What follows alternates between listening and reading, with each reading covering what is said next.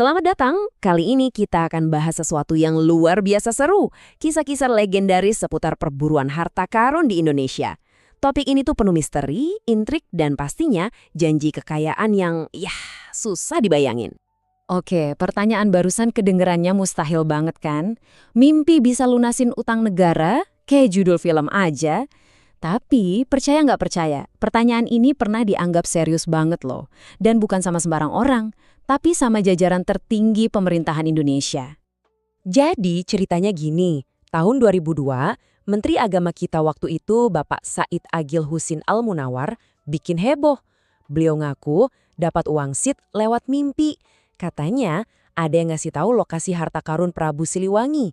Dan nilainya, konon katanya cukup buat bayar lunas seluruh utang negara. Ini bukan fiksi, ini beneran terjadi. Dan dari sinilah kita bakal masuk ke dunia perburuan harta karun di Indonesia yang ya ampun aneh dan seru banget. Kenapa sih Indonesia? Soalnya sejarah negara kita itu panjang dan kompleks banget loh. Dari peninggalan kerajaan-kerajaan kuno, harta yang sengaja dikubur para penjajah, sampai rampasan perang. Pokoknya banyak banget yang percaya kalau di bawah tanah kita ini tersimpan kekayaan yang belum ditemukan. Makanya perburuan harta karun itu nggak ada habisnya. Nah, sekarang kita kerucutkan ya. Kita mau fokus ke dua legenda harta karun paling besar.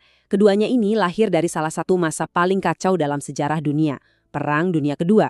Operasi penjarahan ini bahkan punya nama resmi, Kin no Yuri atau Golden Lily. Nah, ini penting karena ini nunjukin kalau penjarahan ini tuh bukan sekedar rampokan acak. Ini adalah program yang masif, terorganisir, dan sistematis. Dan inilah yang jadi bahan bakar utama buat legenda-legenda yang bakal kita bahas. Oke, dari era ini lahir dua legenda utama. Yang pertama yang paling terkenal di seluruh dunia itu emas Yamashita, harta rampasan perang raksasa yang kabarnya disembunyiin di Filipina. Yang kedua, nah ini yang bawa kita balik ke Indonesia, adalah emas Nakamura.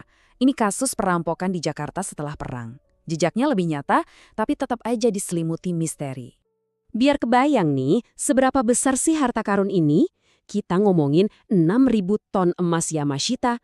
Kalau dihitung-hitung dengan harga sekarang, nilainya itu sekitar 400 miliar dolar Amerika. Gila kan? Angka segitu gedenya, pantas aja orang-orang rela mempertaruhkan nyawa buat nyari harta ini. Kutipan ini benar-benar menggambarkan betapa kayanya mereka. Bahkan untuk kasus emas Nakamura yang skalanya lebih kecil. Carla Wolf yang terlibat dalam perampokan itu ngomong kayak gini setelah lihat hasil jarahan pasangannya. Ini nunjukin betapa nyata kekayaan itu bagi mereka pada saat itu. Sombong banget kan? Legenda-legenda ini jelas memicu perburuan di mana-mana. Dan seringnya, kisah para pencari harta ini justru jauh lebih dramatis daripada legendanya itu sendiri. Di pusat pencarian emas Yamashita, ada satu kisah yang paling menonjol. Ini ceritanya Rogelio Roxas, seorang tukang kunci biasa dari Filipina. Penemuannya yang luar biasa malah membawa dia ke dalam mimpi buruk yang gak ada habisnya. Perjalanan hidup Rogelio Roxas ini kayak film, berlangsung puluhan tahun. Awalnya ada harapan, dapat peta, terus nemuin sesuatu yang luar biasa. Malah berujung tragedi, hartanya disita, dia disiksa. Dan akhirnya setelah dia meninggal, ahli warisnya menang gugatan di pengadilan. Kemenangan yang pahit banget rasanya. Dan inilah pusat dari penemuan Roxas. Artefak yang saking spektakulernya kedengeran kayak properti film Indiana Jones. Coba bayangin, patung Buddha dari emas padat, beratnya hampir 1 ton. Dan di dalamnya penuh sama berlian. Luar biasa. Ini detail penderitaan yang dialami Roxas. Setelah nemuin harta yang bisa mengubah hidupnya, dia malah kehilangan segalanya. Hartanya dirampas, dia diculik, disiksa biar ngaku di mana sisa hartanya. Dan setelah berhasil kabur pun, hidupnya nggak tenang, harus sembunyi terus-terusan. Nah, ironisnya gini, sementara Roxas di Filipina mengalami tragedi karena menemukan sesuatu yang nyata, perburuan resmi di Indonesia justru sebaliknya. Ekspedisi yang dipimpin Menteri Agama di Bogor, yang modalnya cuma mimpi, berakhir gagal total. Nggak nemu apa-apa, malah menuai protes dan jadi kontroversi di mana-mana. Oke, kita udah dengerin kisah-kisah perburuan yang dramatis. Sekarang, yuk kita coba lihat dari sudut pandang yang lebih analitis. Sebenarnya harta karun ini beneran ada atau cuma cerita yang digede-gedein aja? Di tengah semua kehebohan ini, banyak ahli yang justru skeptis banget. Contohnya Profesor Rico Jose. Dia bilang emas Yamashita itu ya cuma mitos, nggak lebih. Dan pandangan ini didukung oleh banyak sejarawan lainnya. Pendapat yang sangat kuat kan? Argumennya emang ada dua sisi sih. Di satu sisi ada kesaksian pribadi yang kuat banget kayak ceritanya Roxas tadi. Plus ada bukti kalau program penjarahan Golden Lily itu memang ada. Tapi di sisi lain nggak ada bukti fisik yang kuat, nggak ada catatan resmi Jepang. Dan para ahli juga bilang, gimana caranya nyembunyiin 6.000 ton emas tanpa jejak? Logistiknya hampir mustahil. Karena nggak ada bukti yang pasti, akhirnya muncul banyak banget teori. Dua yang paling populer, pertama, keluarga Marcos yang nemuin emas itu, makanya kaya raya.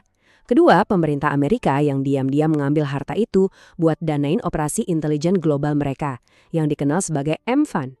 Ya, dua-duanya sampai sekarang masih jadi spekulasi liar. Oke, sekarang kita sampai di bagian akhir. Mau itu nyata atau enggak, kenapa sih legenda-legenda ini terus hidup? Kenapa kita semua masih aja terpesona sama kisah harta karun yang hilang? Nah, ini dia intinya. Cerita-cerita ini tuh bukan cuma soal emas. Ini adalah cerminan sejarah, harapan, dan sifat dasar kita sebagai manusia. Ini soal mimpi jadi kaya mendadak, soal daya tarik misteri yang belum terpecahkan, dan karena nggak pernah ada jawaban yang pasti, ya legendanya jadi nggak akan pernah mati. Jadi pada akhirnya mungkin harta karun yang sesungguhnya bukan emas batangan atau berlian, tapi cerita-ceritanya itu sendiri. Kisah-kisah yang ngajarin kita soal sejarah, soal keserakahan, harapan, dan juga ketangguhan manusia dalam menghadapi ketidakpastian. Saya tutup pembahasan kita kali ini dengan sebuah pertanyaan buat Anda renungkan. Mana yang lebih berharga?